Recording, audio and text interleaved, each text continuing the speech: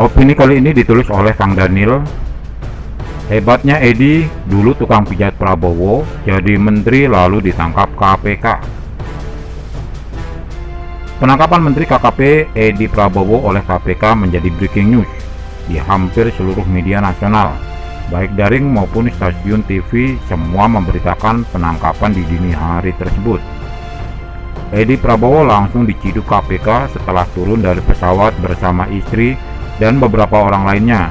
Edi baru pulang dari lawatan di Amerika Serikat. Menteri KKP pengganti Ibu Susi ini kini menjadi menteri pertama di kabinet Jokowi yang ditangkap KPK dengan dugaan korupsi ekspor benih lobster.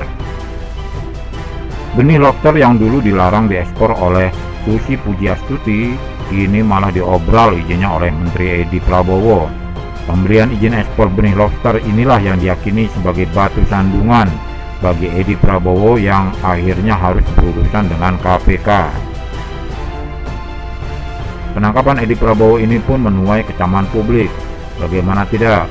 Baru diberi kesempatan menjadi menteri sudah terlibat korupsi, sudah menggunakan jabatan menteri untuk menggeruk keuntungan pribadi, dan penangkapan ini pun membuat publik rindu akan kehadiran Susi Pujiastuti yang begitu tegas melindungi laut Indonesia pada saat menjadi menteri KKP sebelum digantikan oleh Edi Prabowo. Di saat Susi Pujiastuti menjadi menteri KKP, ada beberapa kebijakan yang dibuat untuk melindungi laut Indonesia, melindungi habitat laut agar tidak punah dalam waktu yang singkat, seperti larangan penggunaan cantrang serta larangan ekspor benih lobster. Kebijakan ini semua untuk melindungi laut Indonesia. Dan satu lagi, kebijakan Susi yang sangat diapresiasi adalah penenggelaman kapal asing pencuri ikan di laut Indonesia tanpa terkecuali. Bukan hanya kebijakan larangan cantrang dan larangan ekspor benih lobster yang dicabut oleh Menteri KKP sekarang. Bahkan penenggelaman kapal asing pencuri ikan di laut Indonesia pun dipilih-pilih oleh Edi. Tidak semua kapal tersebut ditenggelamkan dengan berbagai alasan. Salah satunya masih dapat digunakan oleh nelayan lokal.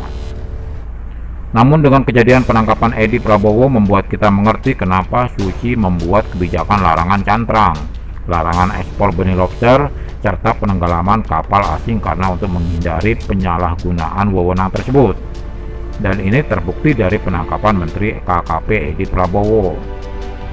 Dengan penangkapan Edi Prabowo oleh KPK membuat nama Edi Prabowo pun dicari-cari. Mengapa seorang Edi Prabowo dapat menjadi menteri? Mengapa tidak politisi Gerindra lain saja yang menjadi menteri KKP? Seberapa dekat Edi Prabowo dengan Ketua Umum Gerindra Prabowo Subianto? Seberapa hebat Edi Prabowo sehingga layak menggantikan Susi Pujiastuti? Mungkin saat ini banyak yang mengira bahwa Edi Prabowo adalah tangan kanan Prabowo Subianto, sehingga dirinya layak mendampingi Prabowo di kabinet Jokowi dari Partai Gerindra. Tetapi tahukah kalian latar belakang Edi Prabowo di tubuh Gerindra dan Prabowo?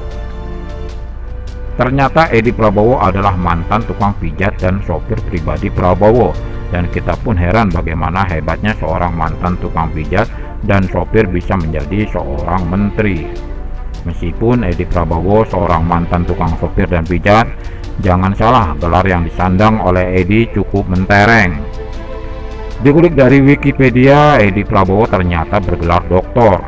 Lengkapnya Dr. Edi Prabowo SEME MBA. Makanya tidak heran jika dipercaya mendampingi Prabowo Subianto di kabinet Jokowi. Edi itu orang hebat.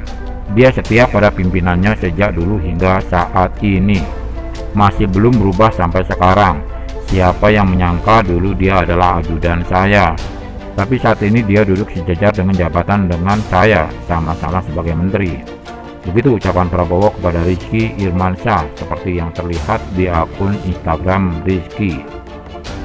Edi Prabowo bagi seorang Prabowo Subianto adalah paket komplit dari ajudan, sopir, tukang pijat, tukang masak, tukang bersih-bersih, dan semua pekerjaan rumah tangga dikerjakan oleh Edi Prabowo. Dan loyalitas inilah yang membuat Prabowo Subianto percaya kepada Edi. dan memberikan kesempatan kepada Edi untuk mendampingi dirinya di kabinet Jokowi. Namun sayangnya, kepercayaan Prabowo dan Jokowi kepada Edi Prabowo sudah disalahgunakan.